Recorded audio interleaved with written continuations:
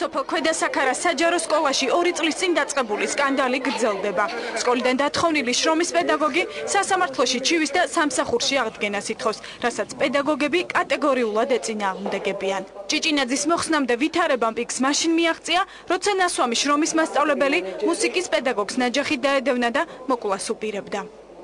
შემოვარდა შეშლილი სახით, შევიდა თავის სახელოსნო ოთახში, გამოიტანა იქედან ნაჯახი, მომვარდა საშინელი შეურაცხმყოფელი სიტყვებით, გადმომაგდო სკამიდან და მომიქნია ნაჯახი დასარტყმელად. მე რა თქმა უნდა დაუსხლტი ხელიდან. ძალადობის კვალი მუსიკის მასწავლებელს და შეთავსებით დამლაგებელს უკვე არ ეტყობა. პიანინო კი დღემდე რესტავრაციას საჭიროებს. თვითმხილველები ყვებიან, რომ მუსიკის ხმით გაღიზიანებულმა მთვრალმა სკოლის მენეჯერმა ინსტრუმენტი აჭედა. აქ ისევ ჩარჩენილი არის იმდენეთად დიდი ლურსმნებით იყო ეს ჩამაგრებული. აი ნაჟოვკას რომ ეძახიან, იმის საშუალებით იქნა ჩახერხილი და ისე მოხდა ამის ახსნა. ამბობენ, რომ ჭიჭინაძე, რომელიც სკოლის ტექნიკური მენეჯერი და შრომის მასწავლებელი იყო, შეურაცხყოფას დამლაგებლებს ხშირად აყენებდა. არაფხიზელ მდგომარეობაში პერიოდულად ნარგიზ გურულის შეზღუდული შესაძლებლობების ვაჟსაც ერჩოდა. სიტყვიერი შეურაცხყოფა, გინება დედის მიმართ.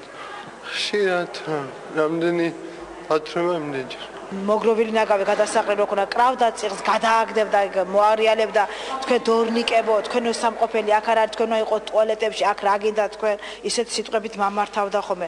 ბოლოს მე გავიგერო, თუმე გაბერილ ბაყაყს მიზახოდა. ჭიჭინაძე სკოლიდან გაათავისუფლეს. საპირისპირო არგუმენტები აქვს ყოფილ პედაგოგს, რომელიც ბრალდებებს უარყოფს და ამბობს, რომ მის წინააღმდეგ პერსონალი დირექტორმა ამხედრა, რადგან სკოლაში არსებულ ფინანსურ დარღვევებზე ინფორმაციას ფლობდა. ჭიჭინაძემ საქმის გამოსაძიებლად ფინანსურ სამსახურებს და პოლიციას მიმართა. მე ბევრ რაღაცას ვატყობდი სკოლაში, უამრავი დარღვევები იყო. მუსიკალური სტუდიის ბუფეტიდან, ხელოვნებიდან, იმიდან რაღაცა ქვია, ქორეოგრაფიის სტუდიიდან შემოსავალი თანხა, რომელიც უნდა შესულიყო სკოლის ბიუჯეტში, ითვისებდა.